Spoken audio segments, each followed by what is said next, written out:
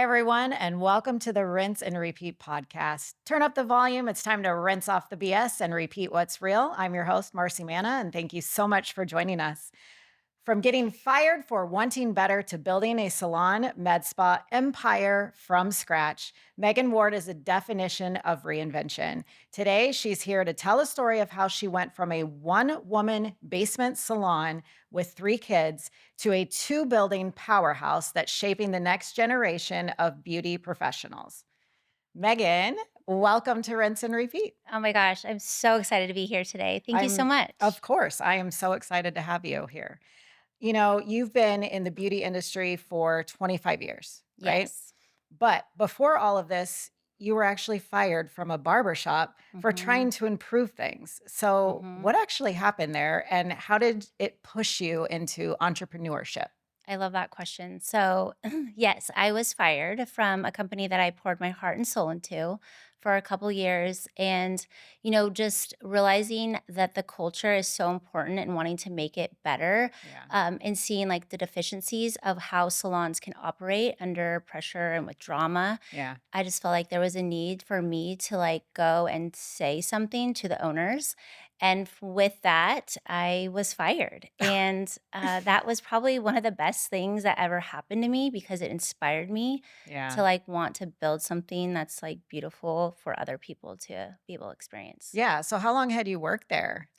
Yes, I worked there for 2 years. I was part of their training team. Yeah. I worked at and managed at multiple locations. I was very passionate about it. It was kind of crazy because it's a barber shop, and originally I started my career with women's hair. So Yeah.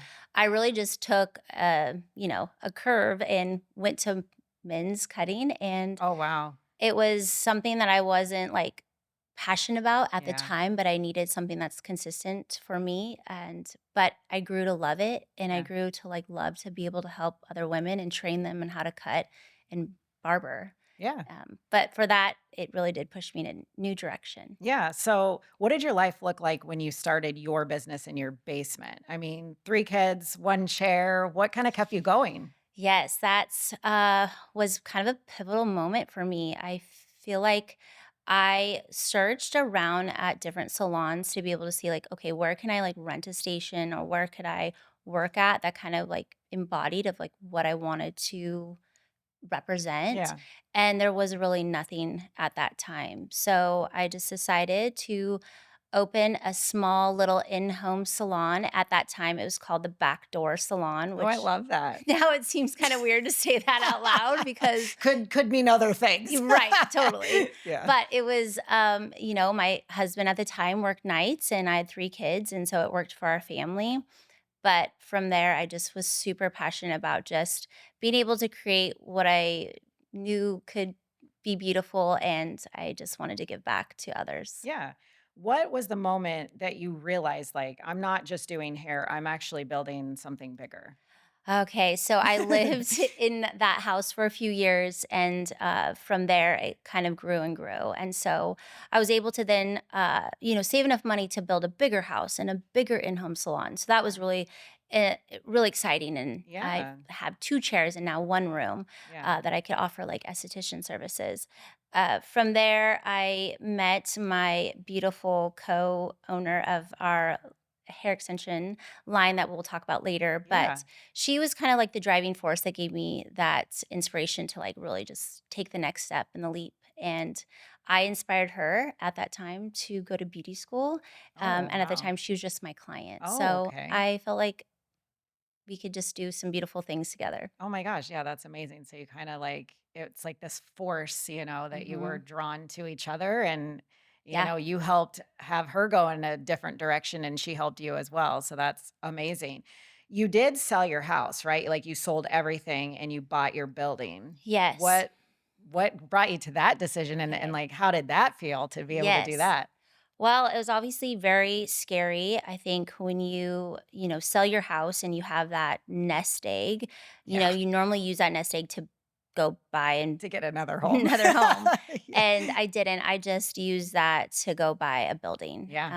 and that was so, so scary because I obviously didn't have the means to be able to really transform that space to the level that I wanted to with being able to purchase it, but I just knew it was a direction that God was leading me, and with a couple girls, like I said, Mhm. Vicky, she's amazing. She has been by my side from the very beginning, and without her love and support, I probably wouldn't be here today. But Yeah. she helped kind of grow that business, grow what we have today, Mhm. and I'm so truly thankful for that. Yeah, and you are a commission salon, is that correct? Yes, Okay, so, yes, commission salons, they kinda get a bad rep, they truly right? do. The kinda underpaying, underworking, micromanaging, why do you think that that narrative exists, and what do you think people are getting wrong about commission salons? I think at school they just teach you just to like go and rent a station. But I think in school they don't really teach you how to run a business and operate a business. And there's so Yeah. much that goes into it, so much that I've learned throughout the years. I've worked in so many different types of salons, from commission, from hourly.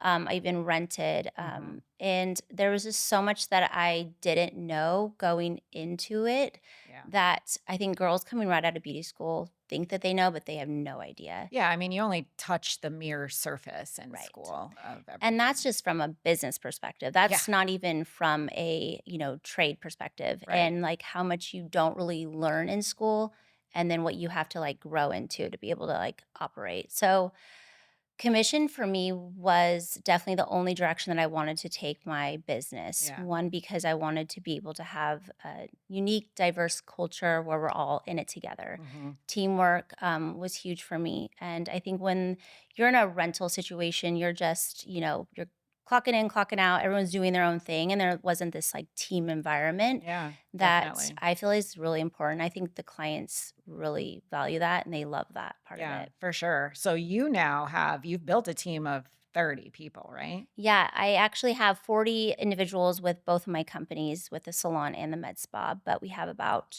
25 hairstylists. So how do you think that you retain employees in 2025? Oh, okay. So we are very much passionate and dedicated to being able to like educate. I'm Mhm. very humble when I've Mhm. been in this industry 25 years. Like, I still don't know everything. Like, Yeah, I'm still exactly. growing, trends are changing, All the time, yeah. things are Yep, moving, yep. progressing. So I have to, as a leader, be able to lead by example and show them Mhm. that I am still learning and and still growing. So Mhm. I think that's first and foremost. So our salon is very education focused. We stay on trend with everything that's new and upcoming. Um, and if there's a trend that's maybe not like the best, then we pivot and we do Mhm. something different. So that to me is super important. I think our girls really truly value that, the ones that work there. Yeah. What's your biggest ick when it comes to hiring?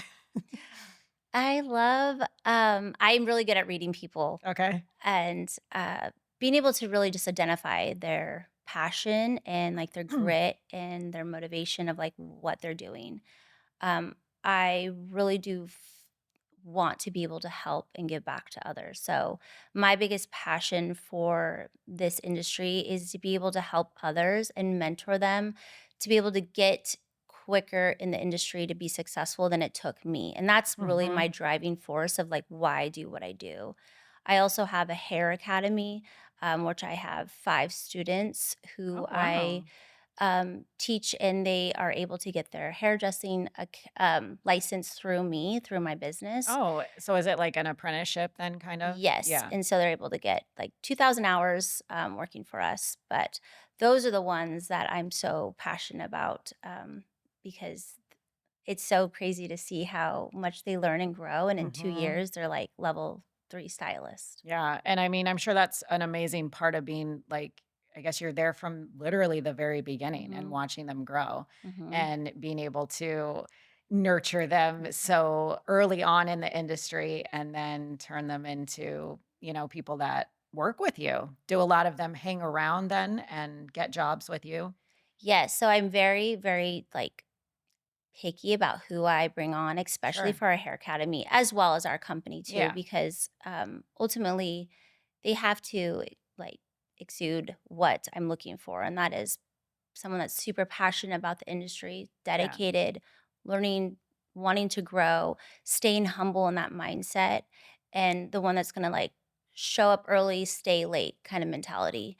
Um, I I feel like it's kind of this weird scenario that I kind of gravitate to that small town hometown girl Yeah. where, maybe she lived on a farm and she had to like work really hard to get where Yeah. she's at. Farmers And are hard workers. yes, Yeah. so I have a lot of those types of girls in my company and I just love them and they're just passionate and they Yeah. they want to be able to give back and they're really eager to, help people and clients find confidence in what how they look. Yeah. What's one stylist behavior where you're like, you're not ready for this? Yeah. I think just someone that's maybe not wanting to have the feedback to wanna, like, Yeah. grow and get better. Yeah. I think I've seen that in a few individuals, and that's great if you don't want to, and that's fine, but maybe they're not the best fit for my company because I just Yeah. feel like you kinda have to be in this, like, learning, growing For sure. mindset. Feedback is totally important to be able Yes. to receive it and Mhm. accept it and take it and grow from it. Definitely. Yeah. How would you describe your specific like leadership style? Are you one to watch and listen to the Mhm. cameras? I believe that everyone in my company that's a leader, as well as myself, we have to lead by example. So we need to be in the trenches with our people. We can't expect somebody to be doing something if we're asking them if we're not doing it ourselves. So we very much, are showing up early, staying late. We're the ones cleaning the hair off Yeah, the color off the floor. I mean, yes. So I just that's how I lead, and I think my people see that, and they have respect for me, for and they sure. know that I'm gonna be there and help them and guide them, Yep, and I'm doing that hard work, so I expect that of them. exactly. Yep. What is one system that you implemented that completely changed how your salon runs?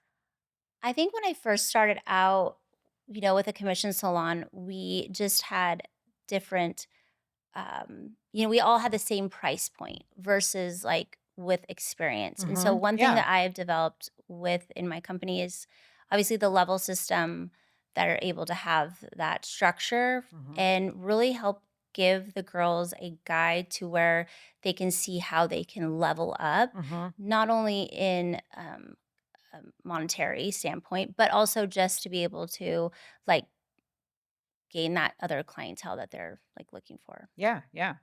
Okay. So we're going to play a little game. Okay. Let's get into a game. So this is just do or don't, Okay. right? So I'll read a couple examples and say whether you think you should do it or not do it. Raise your prices when your books are full. Do or don't. Do. Okay. Fire a client who repeatedly no shows. Definitely yes. Mm. Discounts for friends or family. Oh, I'm so guilty of I this. am too. Oh, I would say don't do it, but I do it, I so I'm not know. leading by example. We're hypocrites. Mm. I do it too, but I agree you shouldn't do it. Accept clients who jump from salon to salon. Red flag, It no. is a red flag. Work past your scheduled hours to squeeze someone in.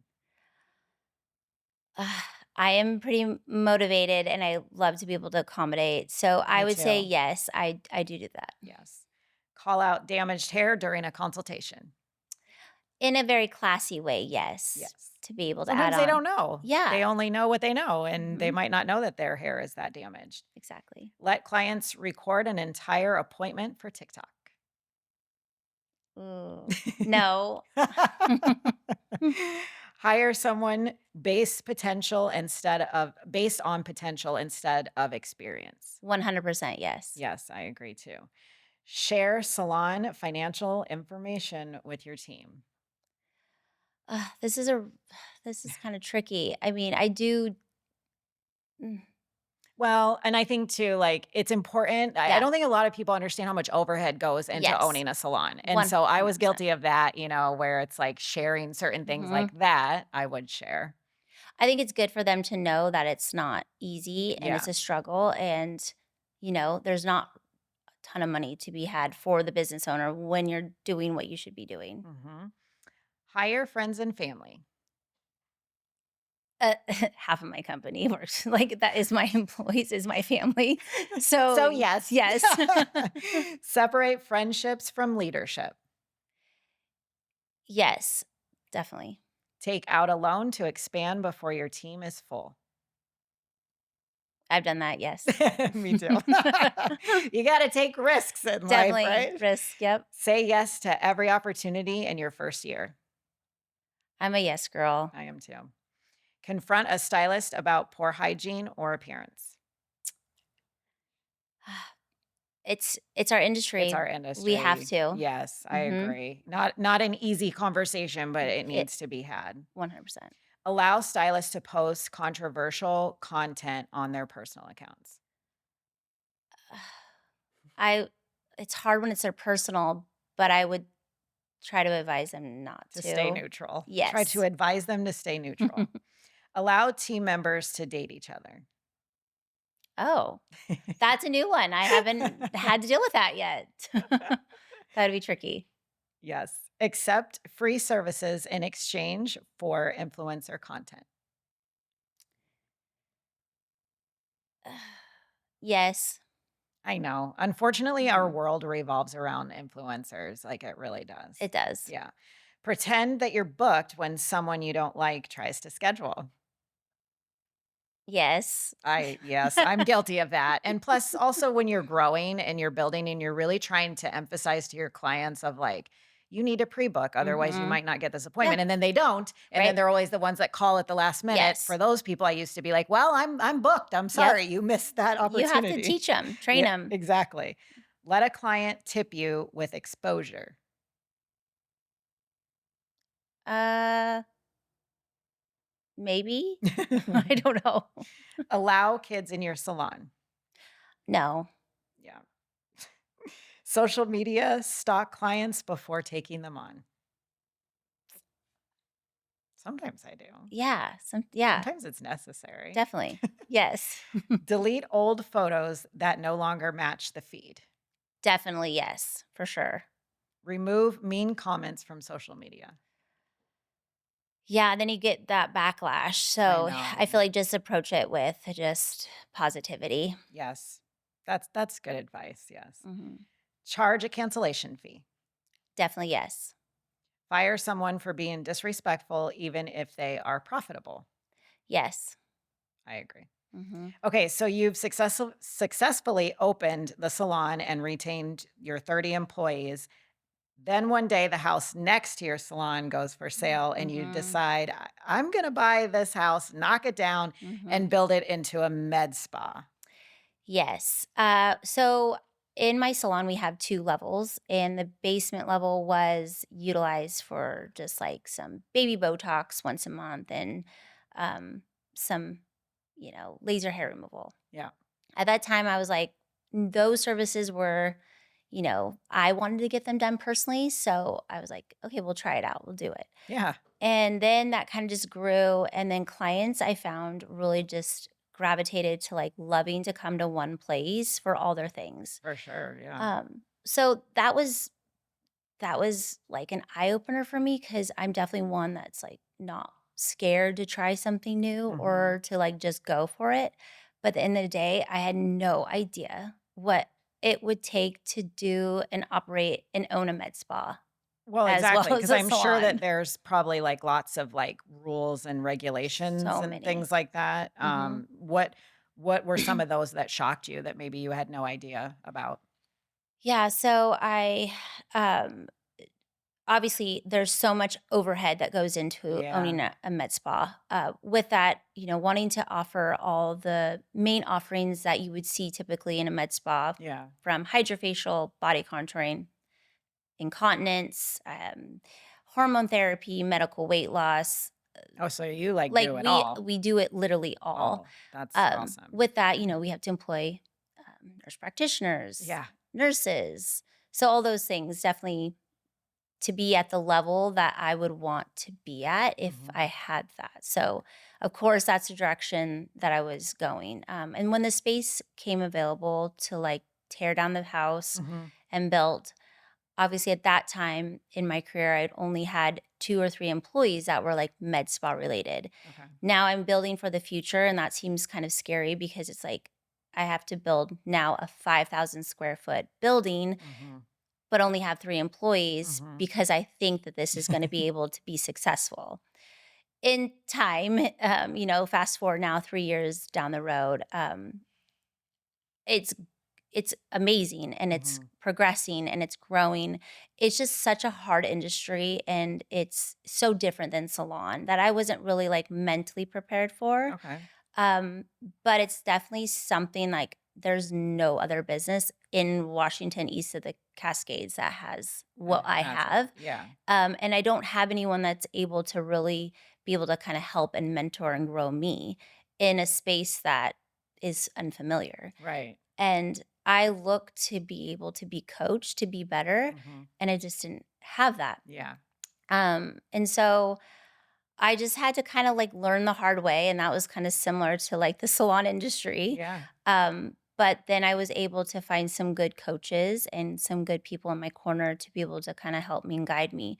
The biggest thing that I didn't take into consideration is like HIPAA, OSHA. Oh god, yeah. I'm basically running a doctor's office Yeah. as well as like that type of employee is very different and unique. Yeah. Considering Do you this. have somebody then that runs that side for you or you're doing all of that? Yeah, so I oversee both companies, and I do have a practice manager Okay. that is able to kind of take the lead on that. So that's amazing. But we're still growing, we're still learning, and we're just a baby company. But our clients truly do find so much value into being able to like come get their hair done and go get their Botox, Oh or yeah. Oh my so the clients gosh. love that. Oh, I would love it too. Yeah, Yeah, definitely. Are you the first person in your area to have done that then? definitely. Yep.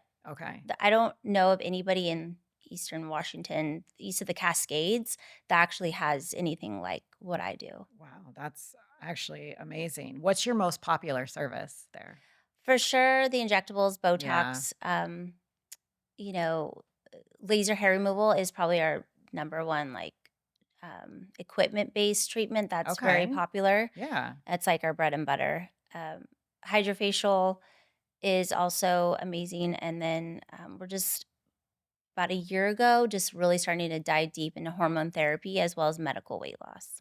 Well, yeah, and that really like has gained popularity over the Mhm. last like few months as well. So I can see how that probably would be a very popular service, right? That Definitely. everybody kind of asks for. So let's get into, I mean, not only have you done that, you have your med spa, your salon, your Mhm. mentorship, all of the things.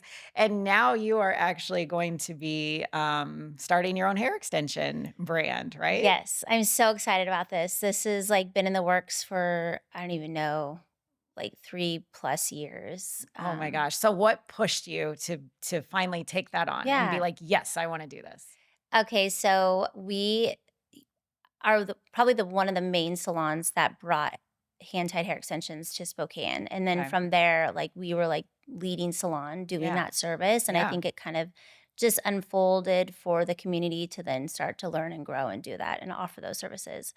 To me, the quality of the hair is so important, and when you're kinda tiptoeing into that industry, Mhm. there's just so much to learn with that, as Yeah. well as, like, how we learned how to install hand-tied method. Yep. Um, we kinda also had to, like, figure it out on our own of what really worked and doesn't work, Yeah. um, with that service, and we did go through a various amount of companies that we, test tried the hair. And, Mhm. we live in the Pacific Northwest where there's, 4 extreme seasons, Mhm. hot summers, Yep. cold winters, Yeah. wet, rainy, falls. And Mhm. so we just needed a good, solid hair brand that we're Mhm. able to like last Mhm. because that service is not cheap No. and it's expensive and it's time consuming, and if it's done right, then it needs to be able to hold up. Why do you think it wasn't in your city already? Like, Yeah, good question. Like there was other methods. It's just yeah. hand tied wasn't really done and offered. Yeah. This was back though in like 2006 Yeah, 17-ish. yeah. So That makes more sense because that's kind of like the air that I think it just was, like, sweeping yes, across. totally. And Yeah. so, I mean, I had worn hair extensions for Yeah. 5 years prior to that, and, it was a strand by strand, and once you saw that, you're like, "Yes, Mhm. that's what I want to Yeah, have did in my that hair." scare you at all that it wasn't in the area, or were you like, "Yes, this is opportunity I see?" Yeah, I think initially the training that we took at that time was very expensive and it was an investment, but we are willing to take the investment to see like what it is and like how it works. But it took us like I think a good solid 4 years to like learn how we need to do it Yeah, and how we want to implement it yeah. to make it flow. And I think going back to like the hair academy Mhm. and girls, graduating beauty school that I'm like, going to be hiring, they don't have the knowledge to be able to like really fully understand the concept of hair cutting. Right. That is something I'm truly passionate about. And just having the hair blend and sit from like short bob to like Mhm. long 22, Yep, yep, it's definitely it's you have to do it a certain way and it for has to be sure. done right. Yeah. I So, s That's, like, the most neglected spot too is, like, cutting, yes. people being afraid to blend and cut hair extensions and giving that blend Mhm. from that, like you say, like, that short kind of biological hair, and then boom, it drops down to Yes. 22 inches And I with mean, no blend. yeah, and then when we're wearing extensions, we want it to look natural. We want it to look like our hair. So, I think at that point, it's like we definitely could see as more salons were doing that method, like, Mhm, okay, there's a definitely disconnect. How can mhm. we make this disconnect better? And how can we change things from our basic training? And that's kind of how we developed our movement method within our new hair brand. Yeah. What's your honest take on the extension world right now? Do you think it's, like, oversaturated or still kinda Hmm. wide open? I think that I wouldn't say it's oversaturated. Yeah. I think it's just, I think there's a lot of methods in hair out there Mhm, that's n people are doing and installing that's not the best, mhm, and maybe they think it is because they don't have the training and they haven't learned kind of through mhm. doing it, Yep. what really works and what's really gonna make it, be a really beautiful look for the client, as well as not going to hurt the integrity of their hair. Mhm. Do all of your stylists at the salon, do they all do hair extensions? They have to get to a certain level, within their career to be able to offer that service. Okay, Yes. yeah. Yeah. What do you think is the next in the hair extension world? Oh, good question. Ooh, I know. I don't really know. Um, well, I think there's obviously gonna be, different methods, different Mhm, ways.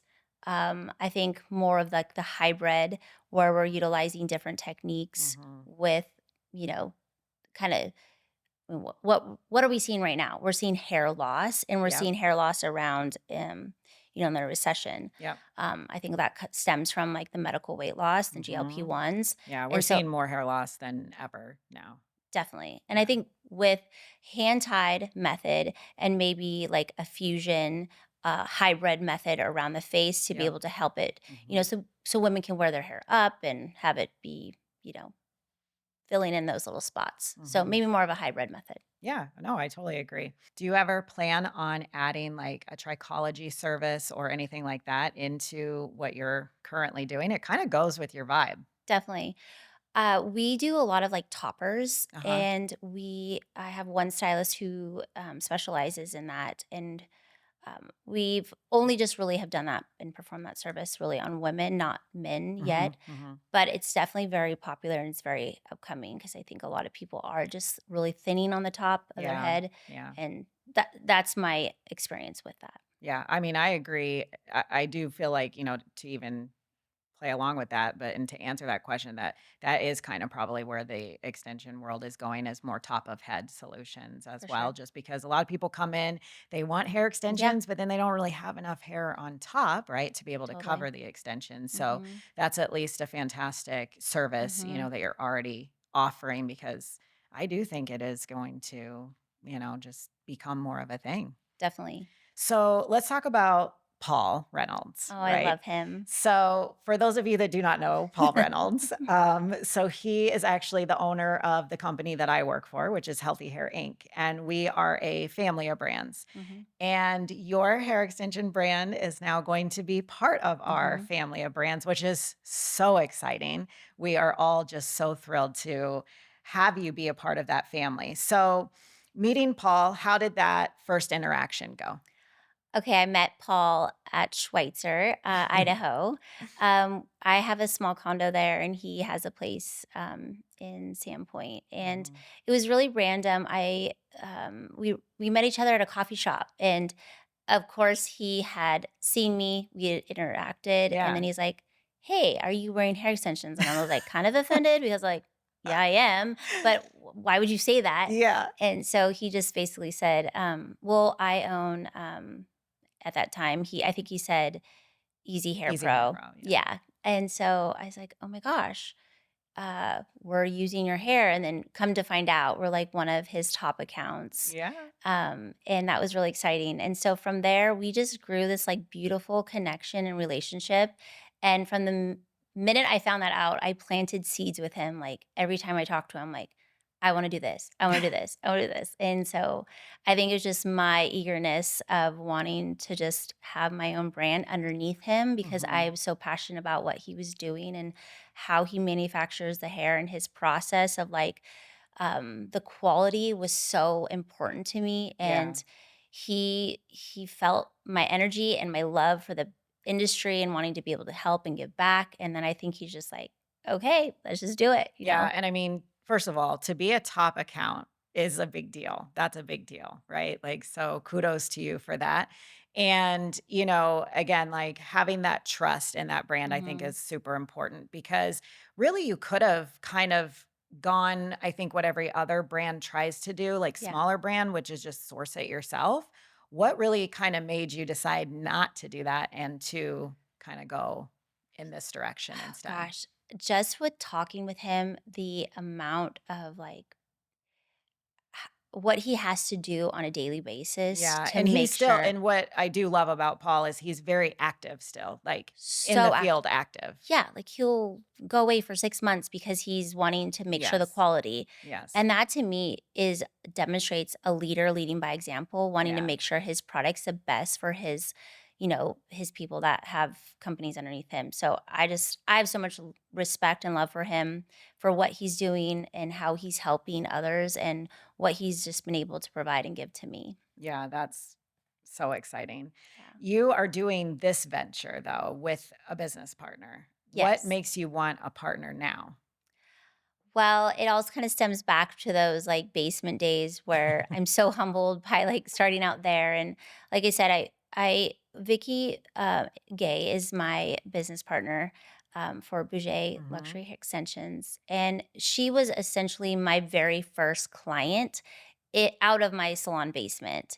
And then from there, she helped me build my business by all word of mouth of, who she was sending to me, yeah, and I'm, like, internally grateful for that yeah, experience. So, yeah, just seeing her dedication and, like, love for the industry, and I was able to push and guide her and mentor her to be able to take that leap of faith and go to beauty school. yeah, Um, she allowed me to push her, and she pushed me, and I was like, "I can't do this without her, yeah, and I don't want to." yeah. And it's not, to me, about the money or anything like that. It's literally my passion stems to be able to help others in the industry and be able to give back. Have you had any challenges having a business partner? No, not as of yet. Yes, no. That is fantastic. She's definitely one that allows me to. We both have our strengths and we Okay. know our lane, and I think that's really So important. who handles what in the partnership? She's more of the vision of like the photo shoot and like what's coming, what's trending, what's new. Mhm. She's kind of heading up the education side. Okay. And then I'm more of like get her done, direct kind of just we're so different, but yet so beautiful I together. was gonna say sometimes that's what works. And Yes. I'm sure that I mean, you speak very highly of her. Obviously, she was like a big part of your journey. Is that essentially like why you wanted her to kind of be Yes. your partner, that Yeah. you felt super comfortable with her and to be able to have, I mean, even difficult probably conversations, at times. Yeah, we just have this unique, beautiful respect for each other where, she might be strong about a certain topic and I might be, but we have so much respect. And Yeah.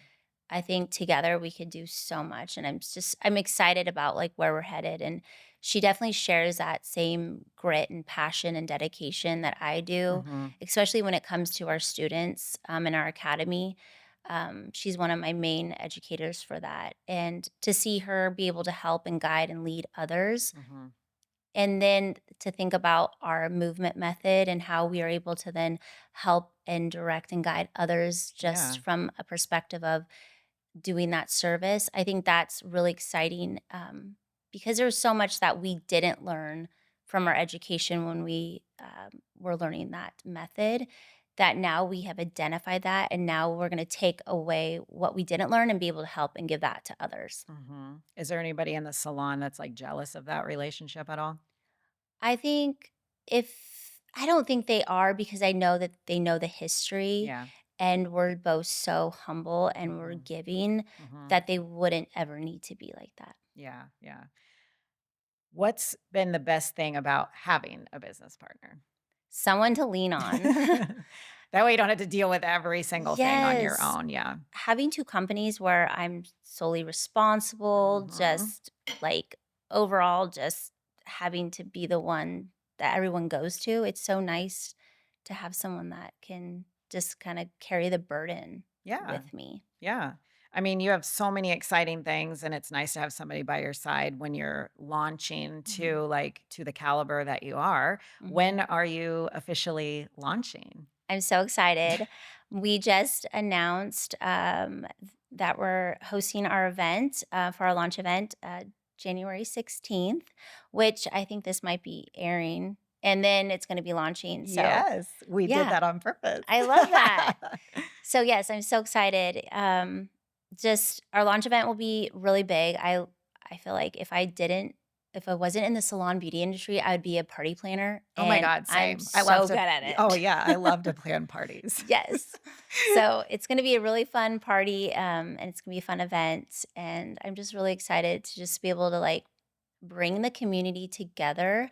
I think there's this like weird stigma with salons that we have to be in competition with each Mhm, other, and mhm, just we don't need to be. We can just come together and support each other. mhm. And there's enough business to go around for For everyone. sure. We just Let's just be rooting for each other. Yeah, so will this be the primarily main brand then that you will be using in the salon, or will you have other brands too? No, we will only be using our hair brand. And then are you going to sell to other stylists as Yes, well? yes. We'll And, have like, a nationally, Yep, or we'll have our own website that other nice. stylists can purchase from. They'll be able to, like, purchase our movement method, Mhm. and with our movement method, like I said, it comes down to stylists not having the education w around the cutting part of it to make it Yeah, all blend. So we really have tried to, like, create this beautiful look with yeah, just being able to utilize different lengths to be able to keep the cutting to the minimum yeah. and have it blend perfectly. How did you come up with the name Bouger? So Boujea means luxury lifestyle and then humble in character. Oh, wow, And that's I feel cool. like it truly just signifies who we are. I know that people probably don't pronounce it not like that, but Yeah, um, that's probably the only downfall is people say like bougie, bougie. but it's I mean, I bougie. still like bougie though, Yeah. even though like to me that's not like a Yeah, terrible thing because totally. it is, a luxury, right? Mhm. Like line. So, you're building like brand after brand after brand and it's all stunning. How did you develop like the Meg Lux aesthetic? Hmm. Well, I can't take all the credit because I have a good support team. Yeah. So I think it's just being able to represent and share the vision and hire the right people to help you bring it to life. And Yeah. I think that's huge. Yeah, no, for sure. Wouldn't be able to do it without my team either. So Exactly. hiring the best people is the way Hmm. to do it. When it comes to content, like what performs best for you right now? And why do you think that that is? I think the best content that I get a lot of interaction is just from a personal perspective. Yeah, Like people like to see who the person is. in like maybe the unedited version of it or in the not so perfect Yeah, I version of know. it. You try so hard sometimes just to put things out Yeah. there, and then it's like the dumb things that you're like, "Whatever, I'm just gonna post this," that Yep. is the stuff that goes viral, It's and so that's true. so frustrating. Mhm. But that's why I'm trying really hard to just get over myself and just be more present on social media. It's so hard to, like, Ugh, I just hate it. you, like, wanna post something that's, like, so perfect, Perfect. Yeah. No, I and know. then really then you post something that's not, and then it just Yeah, you get more interaction, I so know. I think people gravitate to, like, real and raw. Yeah. Do you ever feel the pressure to constantly, like, post and create content? Yes, definitely, and then it's so hard because I do want to come across as, like, having my shit Mhm. together, Yeah. but then in reality, I don't, Yeah. and I'm still But people human. like to see that That part of it. They yes. really do. Like, Mhm, the less that you have your shit together, probably the mhm. more people would relate to that. Do you require your stylist to post as well and be active on social media? I don't require it, Mhm. but I do encourage it, and it's the ones that are, consistent with social media are the ones that are definitely doing the best. Mhm. Do you, set aside time, for yourself to do that, or do you have a team that helps you do it? For the business, we have a team, and for my personal, I'm also like haven't been the greatest at it, but I'm trying to just be better and lead by example I know, it's so because hard. it's definitely one of those things that is very time consuming, but it's so important, especially when you are in the middle of building another brand. Like Mhm. they need to see that. Yeah. And so it's hard for me to tell a stylist to post if I'm not posting. So I just have to lead by example. Yeah. You've said that several times, and I actually love that because I do think that it is important. Some of my best, like, mentors, bosses, managers, whatever you wanna call them, one of the reasons that I looked up to them so much is because I was like, everything that they're asking me to Mhm. do, they would do themselves, and Mhm. I knew that, Yep. so I think that That's awesome. that is a big thing. So, you're managing, like, so many things. How do you protect your mental health and, like, avoid burnout? Yes. I struggle with that. I can say that I would be good at that, but I'm not. I think just as of recently, just being able to really just take time for myself, like in the morning or getting a good workout in or just Mhm. eating. Like, I don't even know how many times don't eat Yeah, we throughout the don't eat day or or go to the drink water. bathroom. Yep. Yeah. Like basic needs. And then I think too, like just being on our phones so much Yeah, and it's that constant struggle of like, I need to put my phone down as soon as I get home yeah, and be because present. yes. Mhm, Um, now my kids are all grown and out of the house. So it's mhm. just my husband and I, which is a It's a different a life. different life for Yeah, sure. yeah. So I do feel like I have more time on my hands at home, but Mhm, I do need to do that and stay more present for my husband. mhm. What's something behind the scenes that people would be shocked to know about running all of this? I have this extreme love and passion, like I said, for being able to give back and help others. But then what comes to that is this ability to build somebody up, give them all the tools in their toolbox to be able to be successful. And then they get inspired to do their own thing, which in essence, that's why I'm doing what I'm doing. But if I were to be honest, it's really hard to see someone in my company leave my company. Oh god. And Yeah, like, you're ultimately, it could come across as like you're angry, but yeah. ultimately it's just an emotion of sadness Yes, that you're not like going to be able to see them every day or yes. I talk to them every struggled with day. it. Honestly, that probably right there is the one reason that I can't be a salon owner. I took the leaving thing so Hmm. personally, and like you say, not because I'm not happy for them, but you're like, I looked at them as like family and we were all so close, and Totally. even the whole mentoring thing, and then to watch them leave, and it's Hmm. like it was just so heartbreaking. It is, and then looking back, so I had, like, my very first person that I felt like was the closest to me at that time that left, I had to take 2 steps back to take 2 steps forward and realize she's going on to pursue her dream, and Yeah. I'm so excited, and I'm gonna cheer her on. Yeah. But during that time of that period, it was like, it's why does it have to be so negative on social I media? know. Why does it have to be like, "Oh, there's drama," or "There's that?" Mhm. I just wish that wasn't like that. I think that's the biggest thing that I don't love about our industry Ugh. is, uh, Yeah. we could be sad and be happy for them. Yes. We're not mad, No. but, like, let us have a moment of sadness, and let's not have it be wrapped around all this drama. Yep, for sure. No, there's all it just yeah, it always is like that. And like I said, Mhm. that right there, that was the one thing that I was like, I don't have the heart for this. I can't do Yeah, it. It really takes a lot out of you. it does. It took me owning several salons to realize that I never want to do that ever again in my life. I know. It's so hard. What's one thing that the internet sees that like isn't the full story? Hmm. I think I think the internet sees this perfection. Mhm. A lot of well, everyone in my company's super beautiful and gorgeous, but they all have these like amazing, beautiful hearts, Yeah. and they're super passionate and caring and driven. And I think that can kind of get a stigma of, oh, they're just, the Lux babes. But no, Yeah. they're beautiful people that want to help make other people feel good about themselves. Yeah.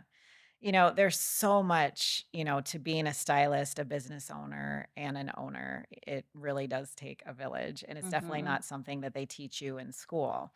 So, I want to touch base on the academy that you Yes. run. You talked about it a little bit earlier, but a lot of people think that beauty schools are sending people out unprepared. What Hmm. do you think that they're missing, and how does your academy kind of fill that gap? Definitely. I think that beauty schools need to be revamped, Mhm. and it's all centered around sanitation state boards, Yeah. which is great. And pin curls. Yeah. Like things that don't really, we're never going to do in our Yeah. industry unless you want to do that. But I think, I think it just needs to be, revamped. And Mhm. there needs to be more education of real life, of like what's really going to happen inside a real salon. Mhm. Um, and so it's just kind of an old school mentality, Yeah. and I feel like I'm giving my girls, like, real life experiences of what really could happen and real looks that they can achieve. Yeah, definitely. And obviously, I assume they learn hair extensions, right? Like Yes. in Mhm. your apprenticeship? Yes, they do. However, there's, certain length of time that they have to, like, learn all the other basics Yeah. techniques first, and then hair extensions will be at the very final. Yep. Why did you start taking on students? Well, if I were to be honest, Vicky's, she has a niece who is really wanting to go to hair school. Yeah. And I just knew from her high school experience that she was not going to do well. And I knew she had so much potential. And she inspired me to do this program because I know that she would just excel so much better in a program that I could create for her. In turn, she's now basically a year out from graduating, and she's already a level 3 stylist in my Oh, company. wow. I work at a private club once a week in the summertime, and I take her with me, and Hmm. she's like my right hand girl. Like, I only want her with me. Wow. How many students do you take on like at a time? Originally, it was just 2, and now I've grown it to 5. Is there like a limit that you can The only take limit on? is every senior stylist can have 1 apprentice. Okay. So at that point, though, I can only handle 5 right now. It's a And lot. then are you training them all or do you Mhm. have other people do that as well? Yep. So we have an online curriculum as well as all day Monday. I teach, and then they have their own clients that they're able to take, and then I oversee them. And then they're assisting other senior stylists throughout the week. How do you manage all of that? I know it's a lot, but like I said, it just goes back to being able to help them and see them grow. And it literally fuels me. What do you hope the future of education looks like? I hope that it's just brings in more of like real life experiences for, these young artists of like things that they're actually gonna be able to utilize to produce the looks that people are wanting. And Yeah, and to be more salon ready. yes, and Mhm. cutting. I mean, Mhm. I haven't met a stylist out of beauty school that actually feels comfortable and confident in hair cutting.